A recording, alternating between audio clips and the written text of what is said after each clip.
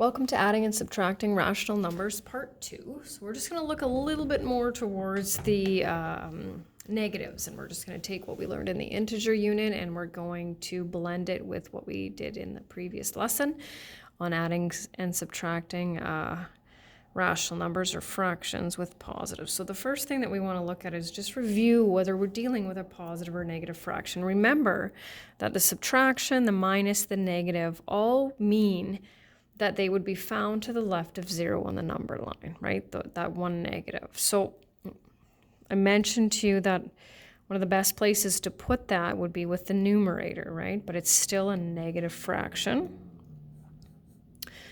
When we see the negative in the denominator, we're going to move it up to the numerator, right? When we're adding or subtracting with it, still negative. Now, what happens when we take a negative divided by a negative? Well, we get a positive, right? We know that from our integer unit. And one negative means a negative. Okay, again, when we subtract a negative, we're actually dealing with a positive. Subtract a negative, positive. Now this one is to the left of the fraction, which could indicate subtraction, right? Makes sense, but there's nothing previous or beside it. What that means, though, is we're still dealing with a negative fraction, subtracting a negative.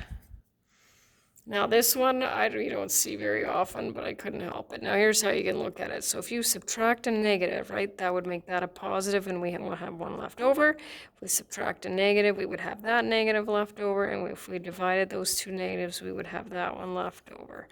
But that's actually probably the only time you're going to see that, and of course this one is positive. So now what we're going to do is we're just going to do the same thing we did in the previous lesson, except we are going to deal with some negatives, right? So we're still going to follow the same steps. So the first thing that we need to do is convert our mixed to improper.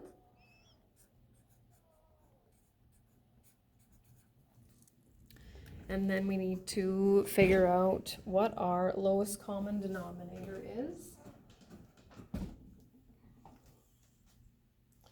And so that will be 6. So we're going to create our equivalent fractions by multiplying this one by 2 over 2 and this one by 3 over 3. And now we have to go back to our integer rules, right? Positive times a negative.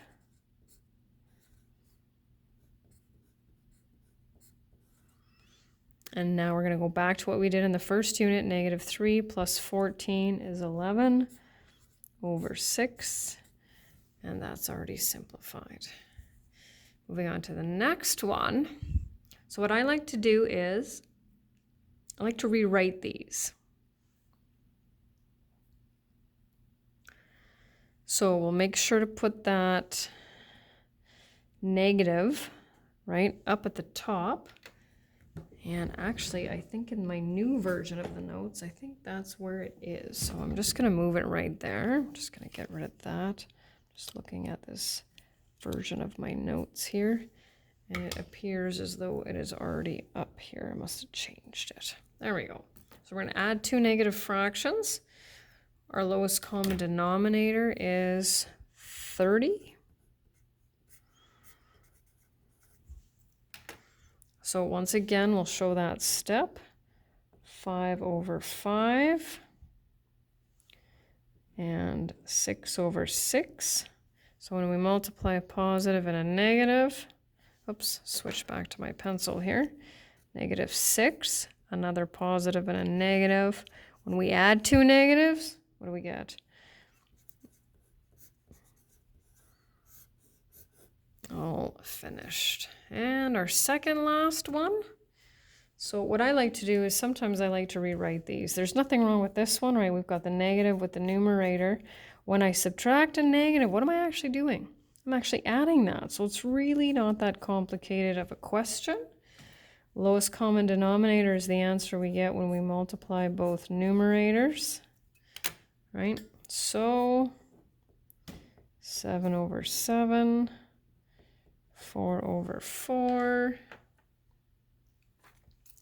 And then we have a negative 8 plus 7, which gives us negative 1. And the last one, we'll need to convert. So remember, when we're converting a negative fraction, okay, we know that it's negative. We kind of ignore that. And we go 4 times 2 is 8, plus 1 is 9. Lowest common denominator is 12.